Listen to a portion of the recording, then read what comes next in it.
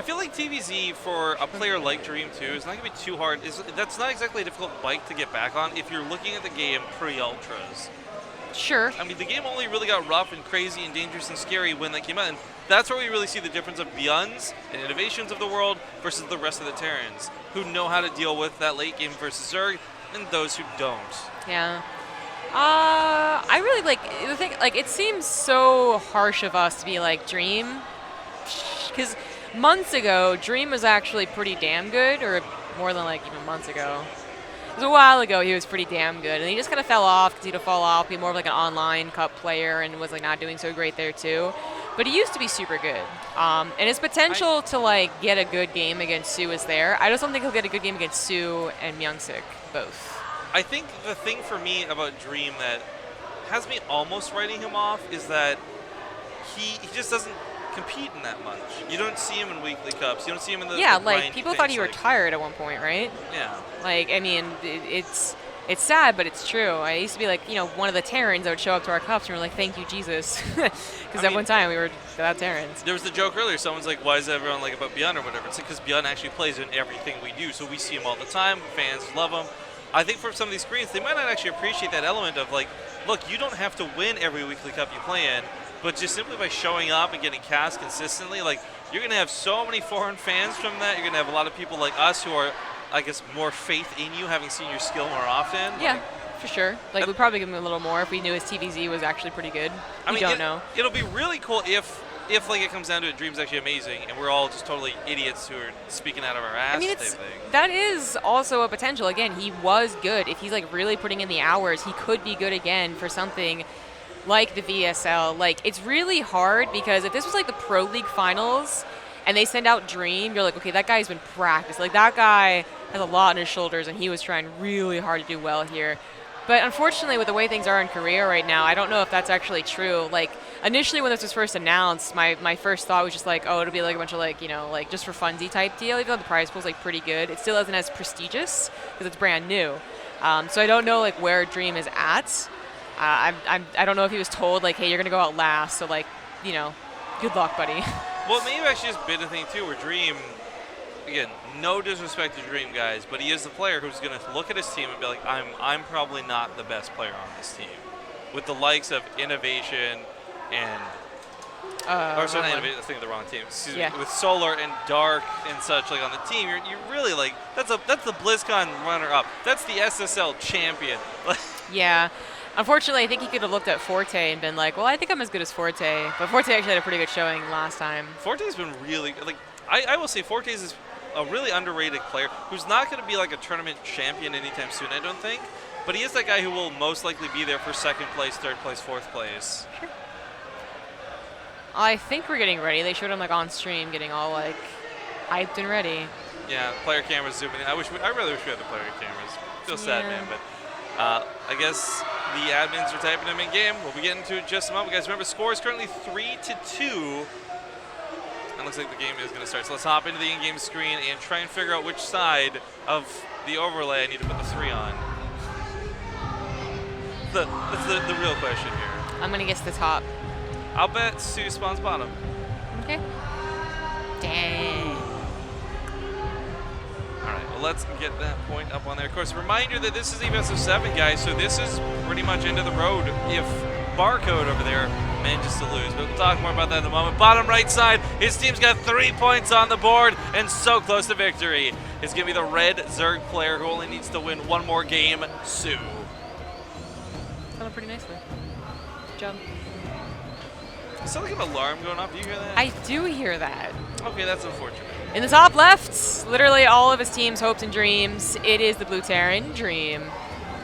Okay, so Sue, for those who did not see it, first off, shame. You should have seen the Elite League Finals. They were awesome.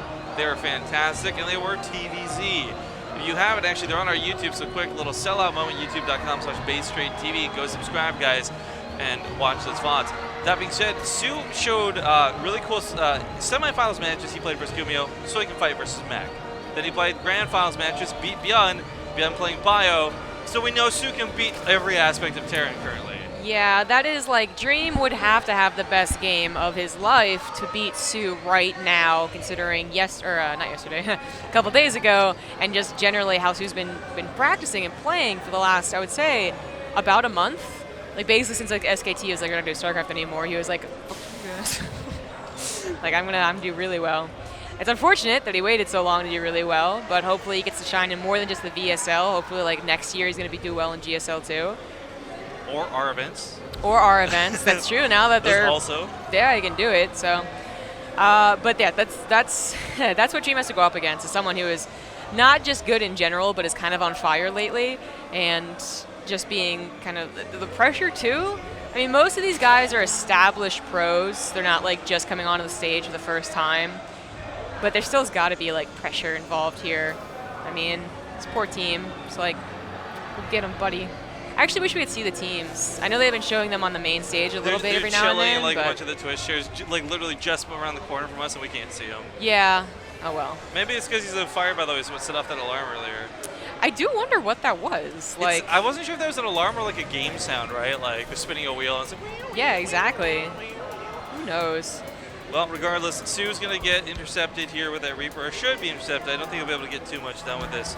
Normally, you'd love to kill the SCV. We've talked about this a million times. Watching this happen a million times. But yeah, Dream's on top of it. So I really like that Dream's already, like, we're not seeing weakness right off the bat. We're not seeing simple mistakes made, like having the SCV die on the command center and get lost for it. Yeah, well, he's going to be tested again. So this Link's going to try and distract for a little while. Would have been nice if it had distracted longer. But 10 more Lings are on the way. Sue really wants to get on top of the Marines. Hopefully they're not on the ramp. That would be the most ideal. Hopefully the Reaper is gone, but if they're not, then yeah, just take a third base and drone, use the Lings for later on. And he does see the Reaper staying back at home. Well, Stim starts up, so Dream's not going to be blessing us with any mech today. Woohoo. The man can dream. Womp womp. Yeah, the worst tease about the Sue is when they were doing tests earlier, they were testing with replays from Gumio versus Sue, so I'm like, oh, mech, but no. It's not flying. So I don't think Sue really expected to do a lot with this, but he does see that there's SCVs in the natural, which is totally Dream's mistake, basically. Yeah, 3 go down. You know, not pulling it immediately when he pulled the Reaper back is the only way you can save them, basically. So a little unfortunate. That was totally worth by Sue because he kept the Lings alive as well, so he doesn't have to remake them. He just has to make like 10 more, and it'll be pretty good for the follow-up attack when the medevacs are out. And of course, that Overlord, we'll be able to see exactly when that is. It's a 2-1-1 build. You know it's going to hit around 5 minutes. He's going to be totally prepared, and it's really going to be about what follows up for Dream. Does he do the tank push, trying to abuse King City Dog Station, or does he try and play a macro game, which I'm not too confident in for him. Yeah, Sue is one of these guys who, I think because he does lots of banlings, because he's willing to do a lot of lings, macro, layer attack, like, that's his jam. That's not where you want to fight him. You don't want to fight into what your opponent's most comfortable with. Well, Sue is probably going to be going for Mutiling Bling. I guess he could also go fast Ultras. We'll see. But still no indication. Okay, so only builds 1 engineering bay. We saw the 3rd CC come down anyway, like from innovation on New Gettysburg, but this could be like additional barracks automatically been thrown down, or immediately rather being thrown down. Unfortunately, I guess they're going to have some trouble with Lings, Sue being kind of cheeky over here. He'll have to remake. This is one of the things I really love about Sue. Yeah. Like, he's really willing to try different things that are not so common. Not to say like, oh my god, he's the inventor of like a Ling drop, but that's not what you would expect at this time, or in this spot, to be honest. Yeah. Well, that's really unfortunate, not just because it like kills the supply depot, but because it's very unlikely that he'll do return damage with the Marines. Sue had to remake about 20 Lings, and they're being chewed through pretty quickly, but as long as the Queens are alive, there should be enough transfuses. Well, the Queens are also trying to get back to the medevacs, can't quite get on top of them. If they could just focus them down, this would put an end to the push, and Dream would be sent back home entirely. But looks like those Lings did manage to ultimately get 4 SCV kills at the end of the day, by the way.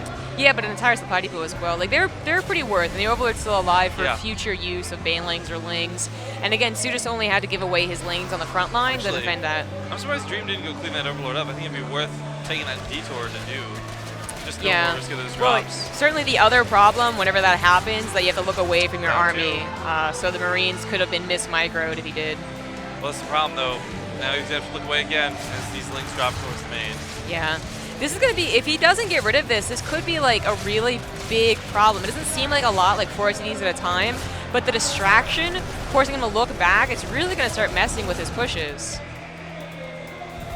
Well, Ling's getting to that mineral line once again, and the SCVs are pulled away. 1 goes down, nothing too crazy. 2 go down, 3 almost go down.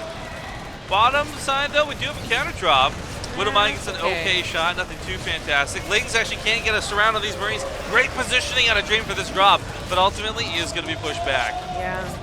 Picks it up, can return later, but the medevac's so low, it probably won't do very a lot. So the Queen is going to go down here. 1-1's about to finish up too for Sue, so he's going to have, like, he was already doing really well with these Lings, and now he's got an upgrade and an advantage with those Lings.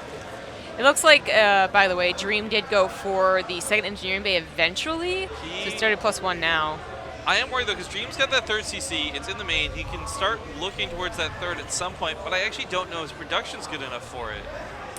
It's a scary time right now because he was hoping for these drops to be healthier and live a lot longer than they are. And do more damage, frankly. Like, the damage, it would be fantastic, but really just having the units. Like, right now, the production's still getting heated, so the supplies aren't really, like, indicative of what that's going to be in the next minute, right? But it's still concerning because that's the biggest problem with a lot of Terrans. Is what Terrans had to get over for like 4 months of Legacy of the Void, where we were just constantly like over-dedicating to drops and losing them, and then dying to either a swamp of Banelings or fast Ultras. And Stu might be able to do that Baneling thing, by the way. Like, he is going Mutiling Bling, but if you ever sees an opportunity, whoa, very nice Reaper. If you ever sees an opportunity, he could totally attack into Dream. Well, Dream's going to try and pick up and save as many units as he can. It's a little bit scary because, of course, those Queens are shooting at him. Drop at the bottom right has almost no health. Oh, my God. Yeah. That one Queen, if she just looks in the right direction. Just tap it. Come on. That's got to be like 1 unit out of range type thing. That's ridiculous. But Marines are going to get some fire down. 2 drones die. I'm not sure it's worth picking up. Oh, God. My God. Oh, my God. That medevac, seriously. Yeah. Well, the Mutas are going to come out soon, or Corruptors. Don't know which one he's going to go for here, but if it's Mutas, then, you know, again, he could go forward and actually start harassing because he's in a really, really good position. Like, think back to when we saw Innovation versus Dark. The Innovation was up 20 supply and still was unable to break the Zerg player. We do have Liberators complicating things. I don't think that's to expect them so early. And he only has a couple of Mutas on the way. I think he had a Larva problem. Oh, those Widow Mines are way too good. Dream, though, I will say he's putting up a hell of a fight, Zombie Grub. He is. Again, like, I don't think either of us came into him expecting him to get walked over, but taking on somebody like Sue, who, again, has just been proven to be TVZ dominant, this is amazing. Especially after the damage he took early on from those Ling drops and just the amount of times he had to look back at his base. He's doing a decent enough job. Gets a Queen. Sue's biggest problem right now is, I think, either a supply block or larva. I couldn't tell at the time, but he was banking like almost 1,000 minerals. This position is great for Dream, too. Like, there's no Corruptors to really dive in and hunt this down. The Mutas are a little bit too weak and frail to dive through Marines and Widow Mines, so pulling back through this. The Liberators may or may not do well, but the Widow Mines certainly did. They wiped out the ground, and now Dream is going to keep cutting with these Marines to the best of his capabilities. That base might not have gone down, but the cost efficiency of this trade, wow. I'm so surprised that Sue went in there without his Banelings. I mean, I know you want to trigger the Widow Mines first, but that seemed like way mistimed. He does still push it back, and this is breathing room that he does need. It looked good for Dream, but Dream, if he can't save this fourth base, that'll be a problem. He's running out of army. The worst part is he can't really replace these medevacs so easily. Lots of Marines, not a problem. But I don't care about the APM. Show me the production tab. Yeah, here's the APM. It's amazing, isn't it? It's okay. No, this is really important to know whether he's producing medevacs right now or not, though, because if he's not, he's in a lot of trouble. If he is, great, it's just a slower recovery. But that army dips down so hard. Yeah, I think Dream definitely overestimated his position. It looked good. He couldn't blame him. Like, Widow Mines covering the Liberators and vice versa. It looked pretty good. But to take a fourth base on location, to take a fourth base in general, of course, playing to that long game, that could have been production. That could have been further like aggression on that base. Now things are going to calm down, and that gives Stu time to get the Banelings, to Larva inject. He's actually using all of his minerals now, and to get a higher Muta count, which he doesn't actually have an answer for quite yet. He has like simple defenses, but I mean like Liberators or like Marines in the mineral line when these Mutas start to really grow in numbers. So this is how I know I've become spoiled as a caster. I was actually looking at a chat, and everyone is kind of like enjoying the Baneling snipes and the focus fire coming out of Dream, and for a moment, for like a brief, like a millisecond of a moment in my head, we always see that with Beyond, who cares? Then I'm like, that's right, that's Beyond, right, of all people. Like, Dream playing really, really well. Definitely needs to be noted. Yeah. Well, Suro's going to take control of these mutas. He's looking for something to do with them. Unfortunately, they're not that high in number to be truly threatening, but he is adding a couple on with each wave of production. Getting a 5th base as well, I believe. Yeah, he is. And really starting to like just take control of like Dream's side of the map, but like securing his side of the map too. The creep spread has been pretty consistent. Queen doesn't quite go down. A little sad to see. Looks like he's going to try and go finish off that base on the right side as well, but I don't know if the army's big enough to really just dive in. I don't think so, not with the creep there. I mean, it would feel good. Right? Now, there's too many banelings. He did a pretty good split of his army, and especially on creep, that's not going to go down.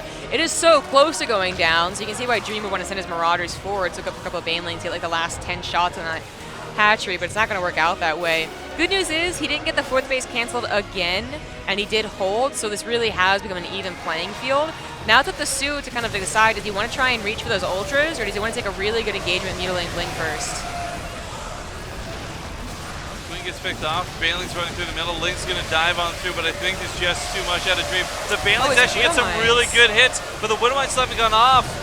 Well, they were so far back, he was so far in front of them, that they got a couple of shots, but only after most of his army is dead, so this might just be a perfect trade. But the mutas are alive after, so no, not a perfect trade, well, just losing medevacs. The problem is mutas are easily dealt with a smaller amount of Marines, right? Like this isn't like yeah, they're pretty 50 weak. Marines to push in, yeah. Some of them being picked off as we see. So more mutilas coming up behind this. Stu wants to dedicate to this, but really the power of that attack just now, that came from all those banelings, that came from all those lings. Yeah. That wasn't the mutas. It was quite a reach off of creep, you know, the Widowmines doing whatever, but the reach off of creep maybe what, you know, basically equalized that fight. So once again, they're at equal supply. It's that point in time, though, where like Sue was really hoping to have him pushed entirely back and kind of licking his wounds so he could probably slap down the infestation pit. Because as 3-3 finishes up for the Terran, he starts attacking Liberators as well. The Terran's army will get better than Mutilating Bling unless it's found out of position, which I would say is kind of hard to do on King Sejong Station, especially the way that Dream expanded. It really is like point A to point B, and one Marine off to the left to make sure you don't get surrounded. Well, the Mutalisk count may have been a little bit low in health. That'll regenerate pretty quickly out of combat. My question really is for both of these players, like Sue, is he happy staying on layer attack, and then B, at what point does he get forced into Hive?